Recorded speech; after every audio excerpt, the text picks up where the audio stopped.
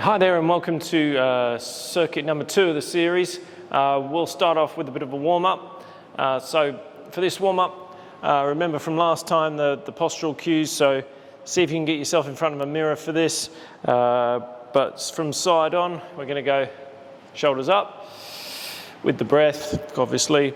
Pull the shoulders back, posterior tilt the pelvis and suck that stomach in. And then just check in the mirror and make sure that you're stacking pretty well. And so from this position then, we're going to lean forward onto the balls of our feet and then just go back onto our heels. So and the idea is you're trying to keep your body absolutely straight while you do this. So forward, back. And what we're doing here is just practicing a little bit of weight transference while maintaining that good core stability, good posture the whole way through the weight transference. So we're just going to go forward and back a few times. A couple of things to watch out for here is that most people will have a tendency to shift their weight slightly dysfunctionally. So it'll come in for forward and back, it will come in two ways. So you might see yourself do something like this with the hips. You see how the hips lead?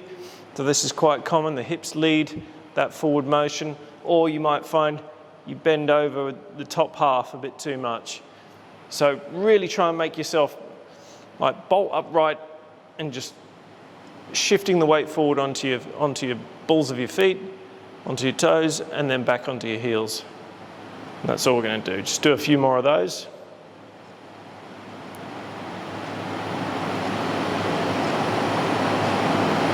Okay, and then we're going to do the same postural position. While I'm in this forward postural position, you can see what might happen. Why doing those postural cues, just kind of, you sort it out from side on, it kind of fixes a lot of the problems from front on as well. So if I try and relax perfectly here, you might be able to see some dysfunctions in my posture. It's not so obvious from the side view, but from the front view, you might be able to see that if I look down at my hands here, I can see that the back of my hand is a little bit more facing the camera on my right side. That tends to suggest my shoulder comes round a little bit on this side. And also, if I try and relax here, you might notice a dip on my right side, so down this way on my right side. But if I go through all those postural cues, and I can't see myself here, so I'm just doing it kind of the faith that it'll work out and it'll sort my uneven shoulders out. So again, we'll go big deep breath through the rib cage, which raises the shoulders, pull them back, tuck that stomach in, posterior tilt, and that should have evened up my shoulders quite nicely. So you're holding that position. I'm looking down at my hands now, and they're side on. The palms of my hands are pointing towards my shorts. So hold that position, and this time we're just going to shift the weight from one side to the other like this. So just on the right to the left while holding that good postural position.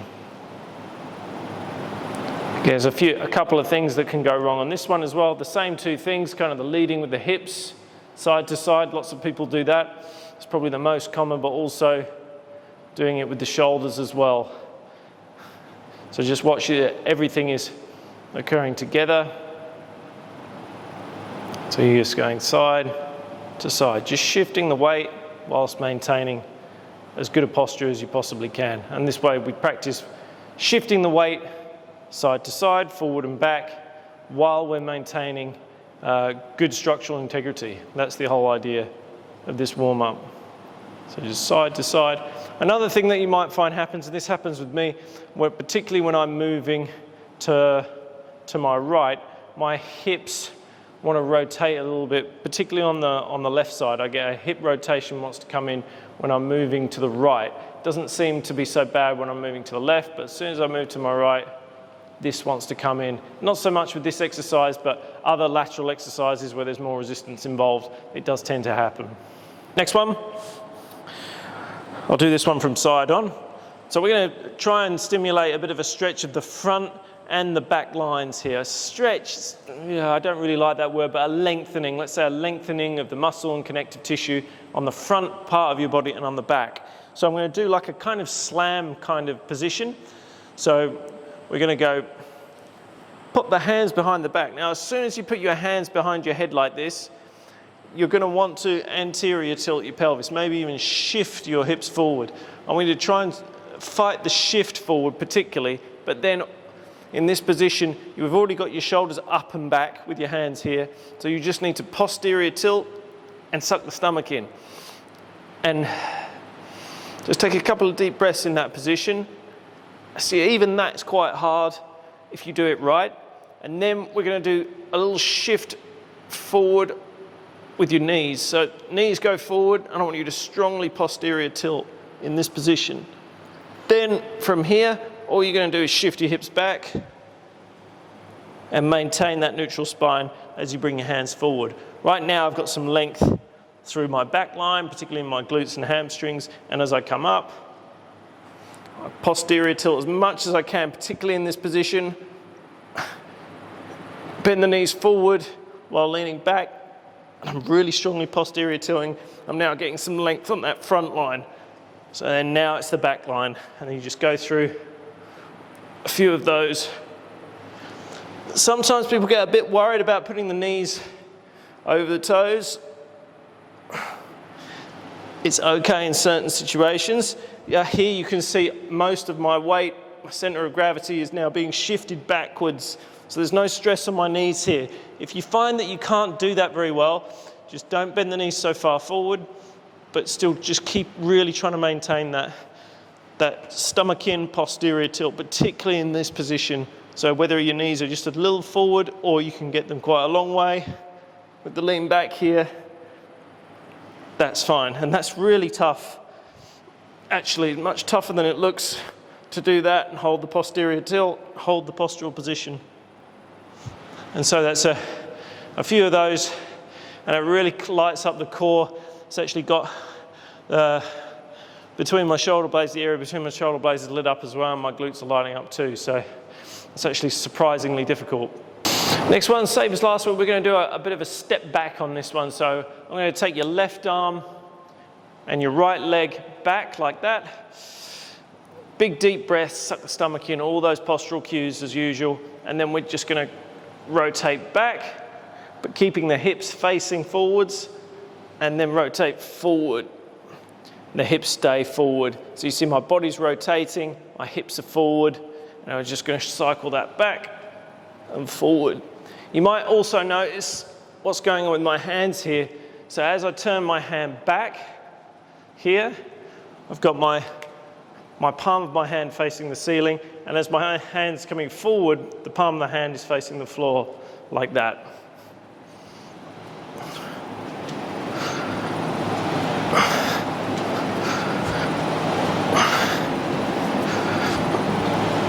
When your palm's up facing the ceiling here, it actually opens out the tissues here in your chest, and you'll get a bit more length across here when you do it. If the hands are facing the floor as you're doing it, this is kind of shutting off the length here that you can get in your chest. That opens it out nicely, and you can feel that if you're holding a good postural position here. If you really hold a good postural position and you turn your arm up, you should feel some length through here. It's not as easy as it sounds to get this feeling of length. A lot of you will have restrictions that will stop you feeling that. That's where the MFR comes in my other videos. So you do the massage. You can either do that yourself or you can have a massage therapist do it. But it has to be done quite often to get rid of the really big restrictions you might have. So that's the left arm back this time. Next time we'll start with the right arm back. Again, best posture you can manage. Step forward with it, step back with it. Some funny things often happen with people's feet and their alignment and their lower body when they do this exercise. A good thing to remember is to shift the weight. If you shift the weight from the right foot to the left foot, right foot to the left foot, that will help you do that, and you'll stay this hip width apart and not like end up doing stuff like this. I often see a lot people doing stuff like this, where they end up on kind of a tram line and they start losing balance and things like that. Right, the next one is going to be a bit of a confusing one, I'm afraid. So we're going to basically take you through a throwing action. So throwing is quite a unique aspect of human physiology, so not too many other animals throw. We're pretty good at it. It's not only about throwing balls or spears or whatever, or rocks or anything. It's also about throwing punches too. So when you actually throw a punch, and then we say throw a kick. So it's all this rotational aspect to the movement. Now, most of you will obviously be right-handed, so this will be probably a lot easier on the right-hand side. I'm going to show it on the right-hand side first. So I want you to start in this position, like you've just finished the throw. So we're like finishing it here. Now this is going to be pretty tricky. This requires a fair amount of practice, but we'll see how we get on with this, but do give it a go. So we're going to bring the hand down. This top hand's going to come down as the other hand's going to come up, like this. So it's almost like swimming, like that. So we're going to bring this hand down as this hand goes up. As I do it, I'm going to rotate to face the wall, and you see my feet have rotated with it. So I'm in this position now, I'm doing the opposite. So this arm comes down, again a bit like swimming, and this arm comes through. And then again, I finish hips straight, rotated with my upper body. So up, down, with that left hand. And again, you're shifting the weight. So the weight goes on the front foot, weight goes to the back foot, front, back, front, back. And as always, it goes without saying that you do all of this while maintaining those postural cues. And what you should find, and I'm not sure if you can see my feet at the bottom of this shot, I'll try and get it a bit further back, I'm running out of space here. But what you should find is those feet, again, roughly hip width apart as you come through. It does require you to pivot on both feet as well. So this is a lot, there's a lot going on with this warm-up exercise. But obviously there's no weight. And give that one a go. So on the left, it's going to be fun on your left. It's going to feel really weird. I don't know if anyone's ever tried to throw a ball with their wrong hand, but it feels pretty strange, and usually you really struggle to reciprocate with the other arm. It's really the reciprocation that helps you throw a ball. So if you are right-handed and you're throwing it with the right hand here, you think that it's all because you're strong on your right side, but it has a lot to do with what's going on the left. You're just used to using this left hand to really pull your torso around, and that's where the power comes from. It doesn't really come from your arm. It comes from the weight transference from back to front, and then the rotation here of the upper torso. And you've also got some lateral flexion as well that's helping that ball get thrown. So really focus on the reciprocal side of this exercise. So I'm going to do the same thing on the left. I'm going to start in this position where I've finished the throw. Here, good posture as always, and then again I'm going to come down with the left, up with the right, pivot round and finish the throw.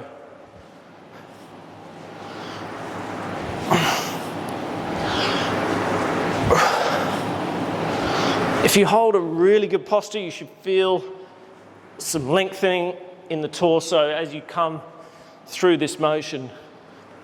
So it's almost like a stretch, but it's a stretch under tension, and that's really important, to stretch your body under tension, where it's your body that's kind of creating its own stretch. You're not just passively sitting there and stretching a limb.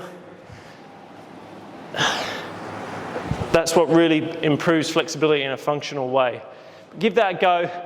You'll probably look a bit silly doing that, no doubt. Some of you will be arms will be everywhere and you won't be able to get the knees straight, but it's just something to work towards. Just a couple more warm-up exercises here. The next one I'm going to do is the sit and reach. We did this last week. I find this is a really effective exercise for lengthening the hamstrings, and people are often a bit tight in this area. They always want to stretch their hamstrings, but again, as I said, a lot of people just kind of passively stretch their hamstrings by, touching their toes, and it actually doesn't really get your hamstrings properly. You kind of stretch almost specifically in the ligament behind the knee. It's not really stretching the hamstrings and the connective tissue as a whole, if you know what I mean. So hamstrings and glutes, really important to stretch properly, and this is a good way of doing it. So again, all the postural cues is normal, and then we're just going to sit back, reach again, sit back and reach.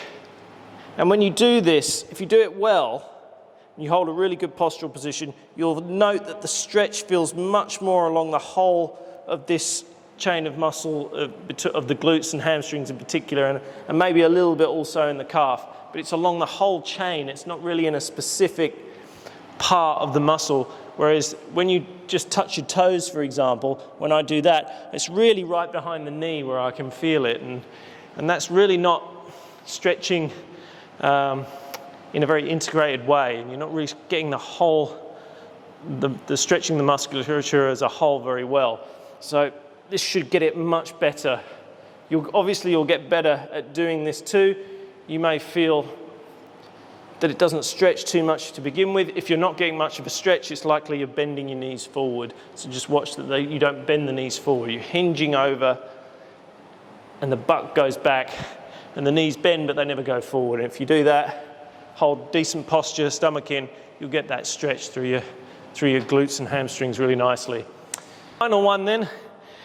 So this exercise I'll start to incorporate a lot more pivots in future circuits. I'm kind of starting quite beginner level kind of circuit training for this one. But for this one, I'm going to introduce sort of pivoting and using rotation safely. So for this one, I want you to have kind of this stance. So you're going to have just a step forward, 1 foot back. Again, all the postural cues as always, and you're going to have both feet facing that wall. Then we're going to step towards the camera here. So I've got 1 foot pointing that way, 1 foot pointing that way. I've maintained that posture the whole time. If I rotate and face this wall, it's probably likely that you'll feel some sort of stretch through here. When I first started doing this exercise, there was a real strong stretch through here, but now it's starting to feel more around the core of my body here in the abdomen. But then all I want you to do is bend the knee forward here, keep facing that wall, and then I want you to punch through like that, and then back, and then you just move the feet back to that position. So step towards the camera, bend the knee, pivot through with the punch. And that's it. So we'll just do a few more of those. Bend the knee, pivot. Make this quite deliberate as well. So really make it into stages. 1, 2, 3, like that. Make it quite deliberate. Something you might find that goes on with the feet here, if I make sure that you can see my feet in the camera here, is when I step out here, you basically want to be able to draw a line from the inside of my foot here to my back heel. If you don't have that, let's say you step out and the back heel is roughly on the middle of my foot, it won't get the connection that you really want through, we call this the anterior oblique sling. You won't get that connection through your whole body, but also when you pivot through, after you bend the knees and pivot through, you'll be really off balance as your stance will be really narrow. So you want that to be about here, if you can see that in the mirror. I'll just make sure you can see that in the camera there. So in that position, bend the knee, keep facing that direction, feel the tension, because this will want to pull you around, and that's the whole idea. That's what I'm trying to activate. So feel that tension in your body, and then bam, pull around like that. So we do the same on the other side. I'm not going to I won't be so far back here because this thing's in the way. Well, again, best posture you can. This time you're splaying the right foot out. You can even check where you're putting the foot there. Bend forward, punch through, like that. So you can make it quite deliberate. If you're happy and you're balanced and it all feels good, you can make it a little bit more continuous. It's up to you. But you should start to feel when you get to here, if you're holding really good posture, that this makes you want to swing round. And that's the whole idea. We're trying to connect up the lower and the upper body together to move in unison. And that's what most of these exercises are all about. Very rarely do I do any isolation exercises. They're all full body exercises designed to connect up your body. It's all integrated movement exercises. Okay, so that's the warm-up done. Let's get into today's circuit.